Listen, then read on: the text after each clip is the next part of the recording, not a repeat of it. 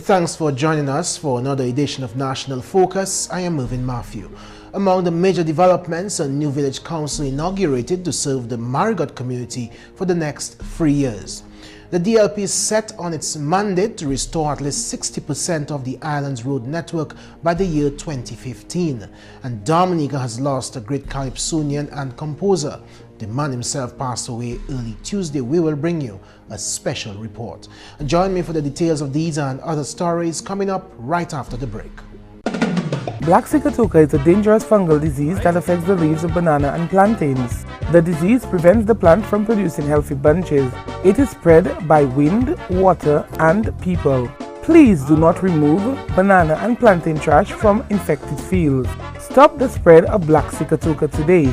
For further information, please contact your Extension Officer or the Division of Agriculture.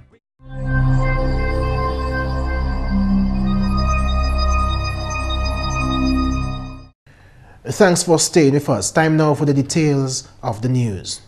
8 individuals were presented with credentials at the 26th inaugural meeting of the Marigot Village Council on Monday. It was there that it was decided that Kenneth Samuel Jr. will serve a second term as chairman of the Marigot Village Council. Other elected members were Cheryl Abraham, Brian Orville Linton, Delbert Paris, and Arlington Burnett, while Rita Robin, Lovett Charles, and Claudette Alexander made up the list of other nominees. In attendance were His Excellency President Charles Savre and Mrs. Savre, Acting Prime Minister Honorable Rayburn Blackmore, Minister for Social Services Honorable Gloria Shillingford, and Parliamentary Representative for the Marigot constituency Honorable Edison James. District Development Officer Idris John, in her welcome address, emphasized the importance of Marigot as a gateway for visitors to and from the island. She urged residents to assist the council in adding to the general ambience of the community. I wish to remind you residents that the council is depending on you to assist in the further development of the community. Do not be among the passive citizens who sit by and criticize and say they're doing nothing. Residents of Marigot, Marigot is yours to develop, and the best way to do this is to work hand in hand with your council, which is charged with this responsibility. Participate fully in the social, educational, work days, and the fundraising ventures. Do not let your council down. Help them to continue the good work they have begun. The newly elected chairman, Kenneth Samuel Jr., in his remarks, bid God the glory for his success and voiced that, though not easy, he is committed to aiding the constituency's development. Samuel Jr. highlighted among numerous developments the council's dedication to beautifying Marigot's surroundings over the past 3 years. One of our achievements was also placing second and third in the national beautification competition. And let me tell you, that is no easy task. Because I've sat with people from youth division and different areas, and they have said how embarrassing it has been to come from Marigot. And I can assure you, they no longer can say those words. They can indeed come and feel proud to come from Marigot. So that's an excellent achievement. The chairman also recognized the top academic performers in the village and commended the efforts of government and constituents for assistance in various areas of education and community development. He is positive that there is a bright future for the constituency irrespective of political support and hopes for the council's continued dedication towards development of the Marigot constituency. The Marigot Village Council and the community on a whole did not vote for change. They vote for continuation. They vote for more progress. They work for a community to achieve a lot more. And let me say to my fellow councillors, the community turned out to support you, to support us, to elect us as representative of the community. I also pray and wish that all your commitment is for the community and for the development of our community. The Marigot Village Council was first inaugurated in 1936. GIS News will bring you more from that inauguration in another newscast. Meanwhile, at the recent 25th inaugural meeting of the Wesley Village Council, Housing Minister Honorable Reginald Austri, who spoke on behalf of the Prime Minister's behalf, defended government's quest to eliminate pit latrines across the country. I feel very, very proud to be associated with the Dominica Labour Party for making financing available for the persons around the country, including Wesley, to get rid of that messy pit latrine and to put a decent flushing toilet in your home. The Housing Minister committed to launching the housing and sanitation program in Wesley as soon as next week. I will have to try by next week to make those monies available so we can launch the attack or continue to launch the attack on pit latrines in Wesley and for it in particular. Minister Austri reaffirmed government's commitment to social programs within the community of Wesley. The government will be there to assist you under the home renovation program. I know a number of persons from Wesley have been assisted under that program. Some people call you greedy, but that's okay. If you call you greedy because you had no home and the government gave you a home, then that's okay.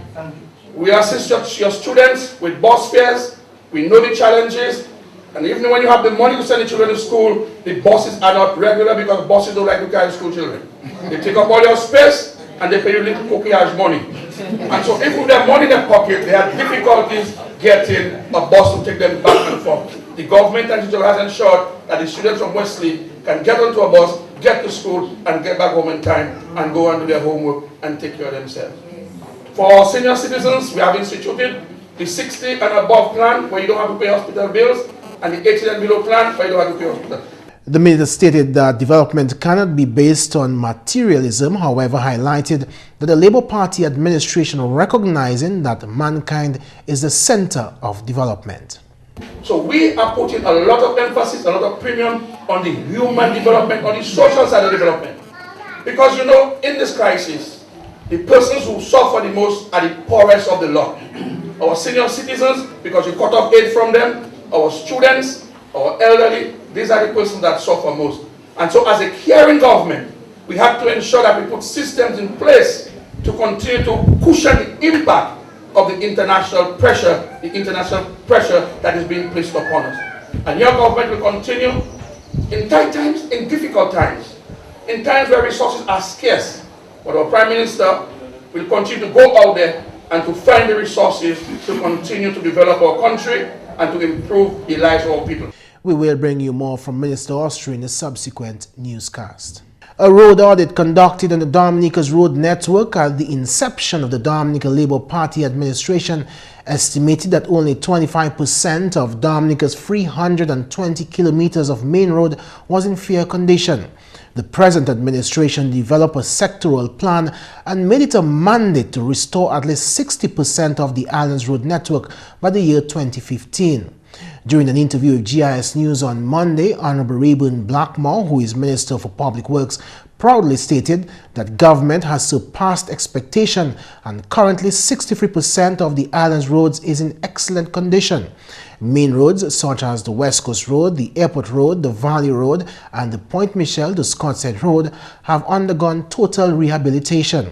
At present, more road rehabilitation projects on secondary roads are ongoing island-wide. As I speak with you, we have put in place the estimates and we have gotten approval for a number of our roads too. Harbour Lane in Portsmouth, Rodney Street. And that will include also the installation of proper drains and sidewalk. And we want to draw from the talent of the community so that contractors can be engaged from the community level. So create a sense of economy, local economy, so to speak. We have just completed doing the sidewalk and drain work in the Lagoon area. We have done the estimate for the carriageway, that is to say the surface of the road to be addressed. We have to continue with our efforts in the cottage area. As I speak with you, we have to address the areas, of course, in Monalui and other areas, and of course the Capuchin Bay, and to ensure that work is done properly. In Lally Granby, also we'll be seeing some tremendous work is going to be done there in terms of the road surface, the sidewalk, and the drain work. As I speak with you, work has been able to be intensified in the Pedestrian area, and that road will lead all the way back to Daily Seputica to the tune of $2.9 million. Roads recently damaged by flood will also be given attention. In the Champagne area leading to Soufrières, in the Coptor, as I said a while ago, Fokane, and of course Bobois, Lower Bobois, and Fortney, that ravine that has to be addressed. And we're looking at Eggleston Road, and of course Gombe. Farm access is also a major priority for the current administration.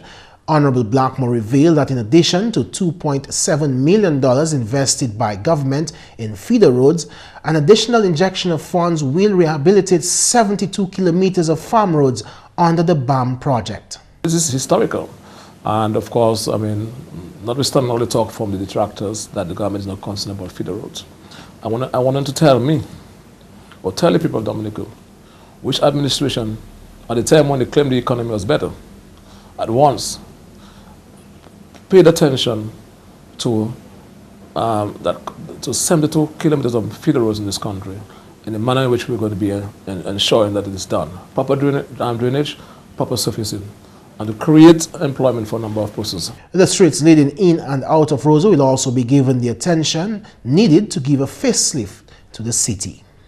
The city of Roseau now is something that has to be addressed once and for all. So we're going to start with addressing the two main roads entering and leaving Roseau. Independence Street, for matter of fact, from the East Lowback Bridge going back into the intersection of Bath Road, and of course, as a terminus into the Gardens Gate, and to ensure that we have a proper sidewalk, proper drainage, proper surface.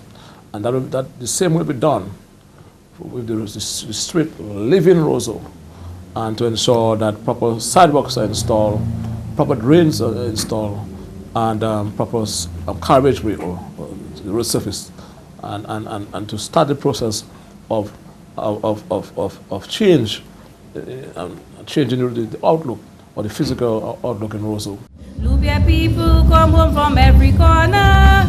Don't let nobody call you diaspora. It's not where you are that concourse is where you from. So hurry up and come. Bring your spouse, bring someone to our first reunion. No session Lubia Upabu's permission. The Lubia reunion theme song as the community is set to stage their first ever reunion. A 12-member committee with Ronald Charles as chairman officially launched the planned activities for Lubia Reunion 2014 last Friday. The event will be held under the theme Celebrating Our Community, Come Back to Our Roots, and will run from July 24 to August 4, 2014. Among the many objectives set for the event are to reunite residents of Lubia locally and in the diaspora, to stimulate economic activity in Lubia, and to showcase the positive aspects of that community. Honorable Armbus George, who is parliamentary representative for the Roseau South constituency, has been intricately involved in the planning of activities for the community's reunion. He commended the community for their hard work and encouraged all to participate in the upcoming activities. The fact that we have reached to this point we are now is because of a very committed group of people headed by the chairman of that committee. And I really want to commend the committee for having taken us to this point.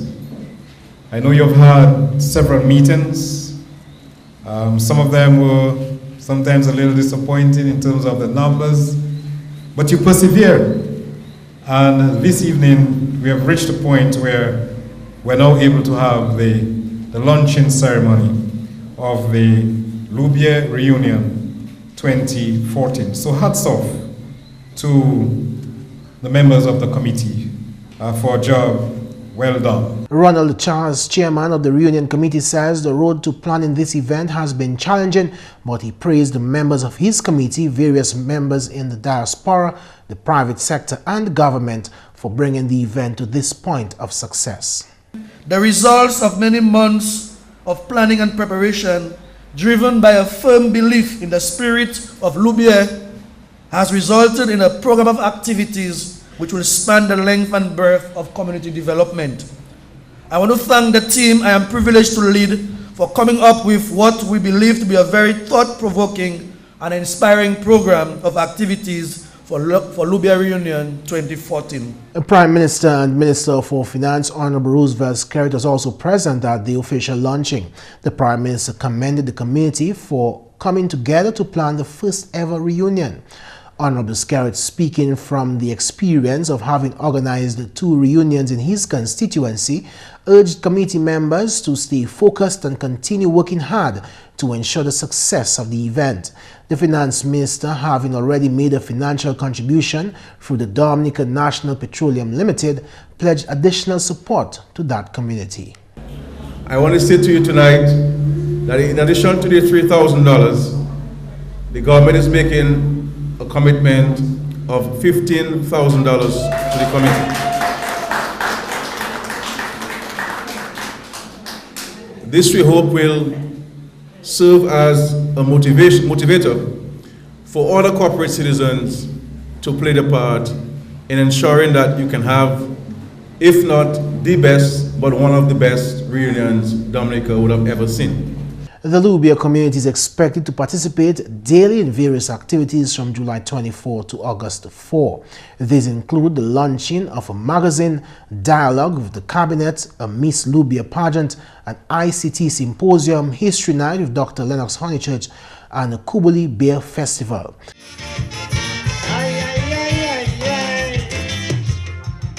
And finally, this news time. Early Tuesday morning, Calypso fans and Dominicans in general woke up to the sad news of the death of veteran Calypsonian and the Calypso writer Albert Mann himself, Menz. Tanya Green has more in this report. He died at the Princess Margaret Hospital early Tuesday morning. He was taken to the hospital by family members on Monday afternoon following complaints of chest pains and indigestion. His brother Erickson Menz confirmed Tuesday morning that Mann himself had not been his usual self from last Sunday. Normally he goes to Mass in Point Michel, and then he comes down, probably gets something to eat, and then he goes back up to Point Michel for Sunday school. But that morning, he didn't go. So I met him home, and he was just, like somebody in a daze. So I told him, well, what's wrong with him? He told me, well, you're not feeling good. So I suggested to him, to have a rest, get something to eat, take a rest, and then we'll see how it goes from there. But then, when I went back the following day, which was Monday, what I saw was something contrary, and he wasn't looking good at all. I had brought some lunch for him, and then he said he was feeling a bit hungry. So I said, well, if you can't eat the food, at least try to drink the gravy. Maybe it was a broth, the gravy would help him. So he started, and I left and I went to town. The time I reached my home, his daughter called. Whilst trying to eat the food, he fell down. Yeah, he was too weak, he fell down, and that was it. And from that time, that happened maybe after 2, by 3 o'clock, and he was at the hospital. So on arrival at the hospital, he was obviously treated by the nurses and doctors. Yeah. For what?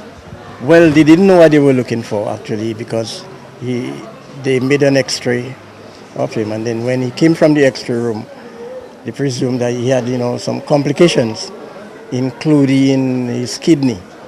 They say his kidney was failing, and his pressure had gone down very low. Because when we left the hospital up to about 11 o'clock, they were still trying to build him up, trying to get back, but it looked like he was too weak, So then it just took this morning, whilst I was preparing, trying to get, something ready for him. I figured probably he'd be hungry early in the morning. So whilst I was on my way to the hospital, the phone rang and they told me that he passed. Mann himself, who originated from the community of Newtown, has been in the Calypso arena for close to 30 years. Calypsonian Arthur Bassi Pascal began his interactions with Mann himself from a tender age. I raised up more or less together Mann himself. He was my neighbor in Newtown. We used to have the little shows in my grandmother yard, Didi yard in Newtown. So it's not when I started singing Calypso I knew Mann himself. I knew him from little boys. I mean, he was older than me, but we raised up together in the Newtown area. So he was a good influence over me, Yeah, he used to talk to me good. Bassi had the honor of performing alongside Man himself in several calypso shows.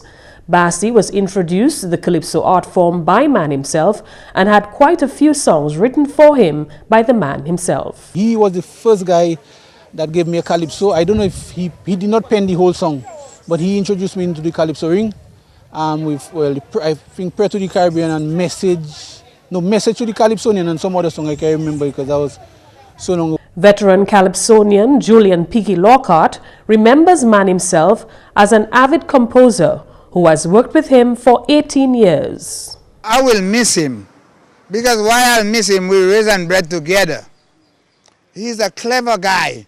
Peaky will remember Man himself for his outstanding compositions such as Beauty Begins with a D, Paradise and The Resurrection. La da dee, la da dee, la da da. Listen, everybody say, Peaky dead, Peaky dead. Drop down by a rock with a blow to his head. Those who are wrong, who witness the fall, who is they would sing in my funeral. All who have begun to predict my demise, saying it is impossible to rise, but are proving them doubters wrong. This year are coming back strong. So look out for me. I'm making history as a general resurrection. Man himself was also a well-loved school teacher who impacted on several generations.